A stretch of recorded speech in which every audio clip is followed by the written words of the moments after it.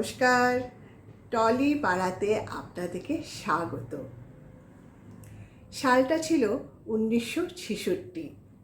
একটা বিখ্যাত বাংলা ছায়াছবির শুটিং চলছিল। দৃশ্যটি ছিল ঠিক এমন, নায়ক নায়িকার প্রথম দেখা ট্রেনে। নায়ক ছবিটি তো একজন বিখ্যাত জনপ্রিয় সিনেমা ইন্ডাস্ট্রির নায়ক, আর নায়িকা তরুণী সাংবাদিক। প্রথম মুখোমুখি দুজনের। নায়ক বসে আছেন, নায়িকা ঠিক আসলেন নায়কের কাছে একটা অটোগ্রাফ নেবার জন্য। যথারীতি, যদিও সেটা তিনি স্বীকার করলেন না, বললেন কোনো এক আত্মীয় রয়েছেন, তার জন্যে নায়িকা এই অটোগ্রাফটা নিচ্ছেন। নায়ক তাতে না করলেন না, উনি অটোগ্রাফ দিতে রাজি হয়ে গেলেন। নায়ক পকেট থেকে একটা কলম বের করলেন অটোগ্রাফ দেবার জন্য, যে কলমটা অভিনেতার পকেটে আগের থেকেই রাখা ছিল এই দৃশ্যটির জন্য। কিন্তু যখন তিনি অটোগ্রাফ দিতে গেলেন, তখনই ঘটল সেই ভয়ঙ্কর ঘটনা। অটোগ্রাফ দেবার সময় দেখলেন কলমের কালি তো শুকিয়ে গেছে। তা দেখে পরিচালক কাট বলতেই যাচ্ছিলেন, কিন্তু অভিনেতা তখন কি করলেন, কলমটাকে ঝাঁকালেন। ঝাঁকিয়ে দেখলেন যে না, তাতেও কাজ হচ্ছে না, তাতেও কলমে কালি আসছে না। তিনি করলেন কি, তার সামনে রাখা একটা জলের গ্লাস ছিল, তাতে কলমের নিব ডুবিয়ে অটোগ্রাফ দিলেন।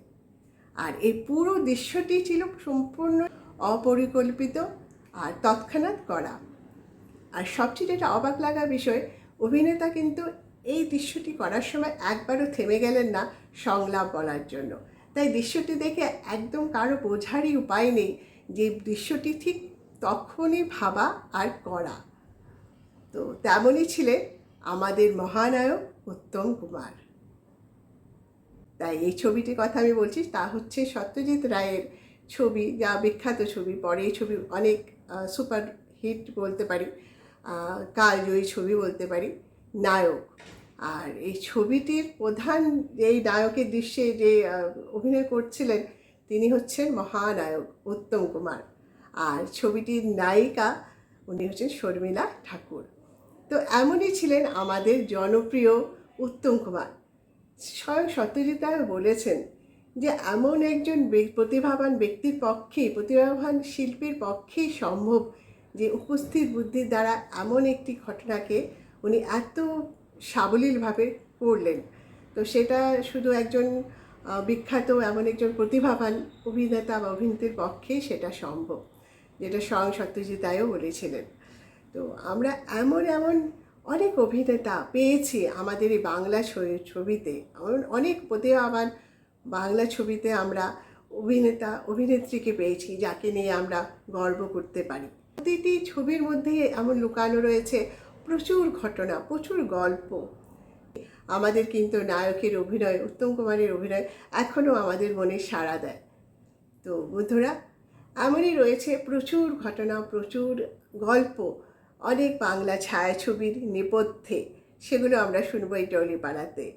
আর আমি আগেও বলেছিলাম যে আপনাদের ভালোবাসা, আপনাদের সহযোগিতা, আপনাদের এই সাবস্ক্রাইব, সাবস্ক্রাইব হচ্ছে আমার মোটিভেশন। তাই আপনাদের কমেন্টগুলো হচ্ছে আমার ফিডব্যাক এই অনুষ্ঠান সম্পর্কে। শুধু সোমবার নয়, সোমবার ও শুক্রবার দুদিন আপনারা দেখতে পাবেন টলিপাড়ার গল্প। তো আবার আমি আসছি শুক্রবার আপনাদের কাছে নিয়ে নতুন আরও অন্য কিছু গল্প, অন্য কোনো ছায়াছবি, হয়তো বা কোনো গায়ক, হয়তো বা কোনো নায়ক, হয়তো বা কোনো গায়িকা, হয়তো বা কোনো পরিচালক, হয়তো বা কোনো পার্শ্ব চরিত্র। তো সেটা দেখার জন্য আপনারা আমার সাথে থাকুন। আবার দেখা হচ্ছে তবে আগামী শুক্রবার। সাবস্ক্রাইব করে নেবেন, নোটিফিকেশন অন করে নেবেন, আর অতি অবশ্যই চ্যানেলটিকে আপনারা শেয়ার করে দেবেন। ধন্যবাদ।